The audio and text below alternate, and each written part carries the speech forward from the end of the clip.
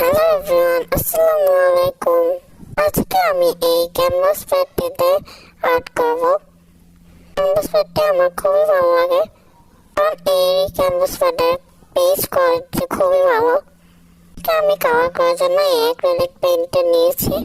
Acrylic paint বরাবরের মতন আমার খুবই ভালো লাগে। আমি সবসময় অ্যাক্রিলিক পেইন্ট দিয়ে কালার করি। প্রথমে আমি মাস্কিং টেপটা লাগিয়ে নিয়েছি।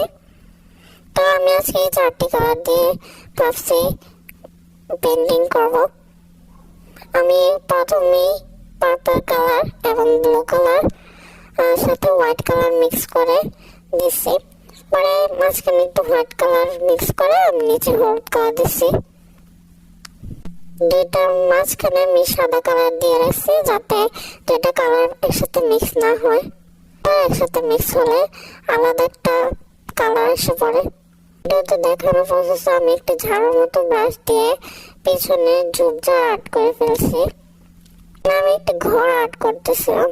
আমি আগে থেকে পেন্সিল দিয়ে আর্ট করে পরে আমি ব্ল্যাক কালারের দিয়ে আমি এখানে আর্ট করতেছি। ও ঘরটাকে ব্ল্যাক কালার করে ফেলবো। পুরো ঘরটিকে ব্ল্যাক কালার করা হয়ে গেলে একটি লাইট গ্রিন দিয়ে এখানে একটু ডিটেলিংস করবো। বোঝা যায় এখানে আলো পড়ছে। আমার মনে হয়েছে ব্ল্যাক কালারটা একটু লাগবে, তাই ঘরের মধ্যে একটু দিয়ে দিচ্ছি ব্ল্যাক কালারটা। পরে আমি হোয়াইট কালার দিয়ে একটি সূর্য না চাঁদ এঁকে নিয়েছি। পরে তারে গাছ বা লাইন যেটাই বলো সেটা আর্ট করতেছে। ঘরের মধ্যে একটু আলো পড়ছে, সেরকম একটু ডিটেলস করতেছে। আমি এই পেন্টিংটা অন্যজন থেকে দেখে আর্ট করছি, তো কেউ বলো না আমি কপি করছি।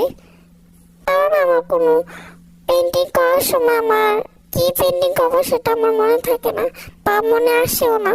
আমার এই পেন্টিং এর ফাইনাল লুক ভালো লাগলে ভিডিওটিতে লাইক এবং সাবস্ক্রাইব করে দিয়ে যাও। আর ভিডিওটি কেমন লাগলো কমেন্ট অবশ্যই বলে যাও। বাই বাই, আল্লাহ হাফেজ।